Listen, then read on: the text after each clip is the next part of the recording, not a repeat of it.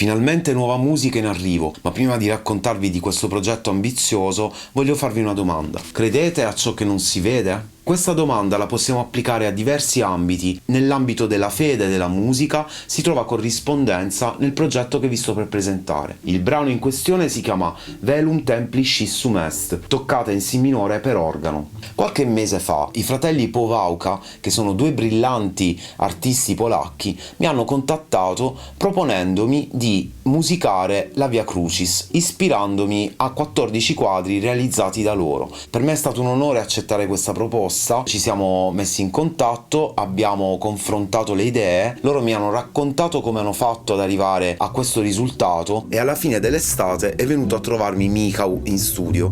Il progetto davvero ambizioso e particolare vedrà la luce tra qualche mese, quindi mi raccomando, seguite Krzysztof e Michał Powałka. Per quanto riguarda la musica di questa Via Crucis, ho scelto di non impostare il progetto musicale in modo strettamente teologico, proprio perché voglio lasciare a voi che ascolterete e suonerete queste partiture la libertà di avvicinarvi al mistero per meditarlo come dogma, oppure semplicemente osservare il racconto per quello che è, ovvero uno dei racconti più importanti della civiltà cristiana. La scelta sarà vostra e prima di noi fiumi di inchiostro, colore, pellicole e sculture hanno trattato questo racconto per elevarlo ad arte, a volte col fine di evangelizzare, altre volte no, penso a Brian di Nazareth. Quindi in anteprima ho scelto di presentarvi un estratto, è la versione in musica di un evento che i teologi chiamano segno, e nella stazione 12ª viene narrato che all'ora sesta il buio calò sul mondo e ci fu un terremoto e contemporaneamente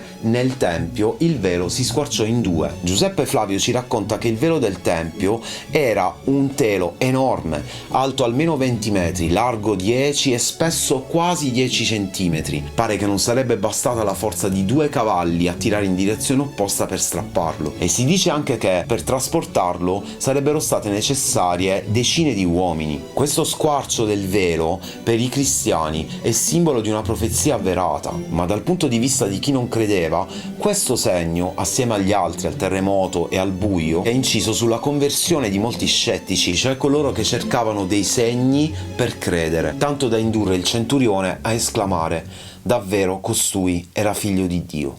Il brano è una breve toccata in cui ho inserito alcuni elementi puramente retorici. Non voglio spoilerare nulla, però vorrei farvi notare almeno l'inciso del tema principale, che è in realtà una croce. Non voglio dirvi nemmeno per quale organico sto scrivendo, altrimenti la sorpresa verrà rovinata. Dicevamo quindi, si può credere a ciò che non si vede?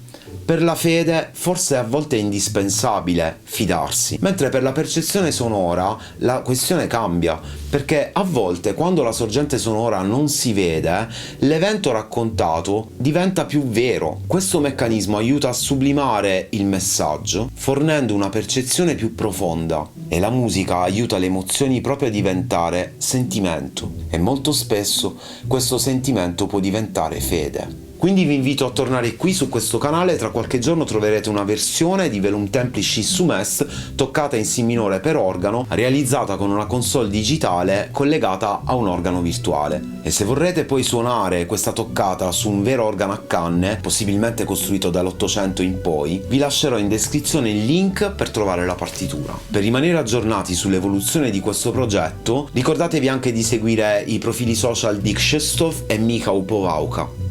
Lo sai cosa è successo? Che è successo? Mentre lo devo dire? Sì. Fabrizio, lo sai che durante le riprese del film di Mel Gibson il protagonista Jim Caviezel è stato colpito da un fulmine? Io ho un po' paura.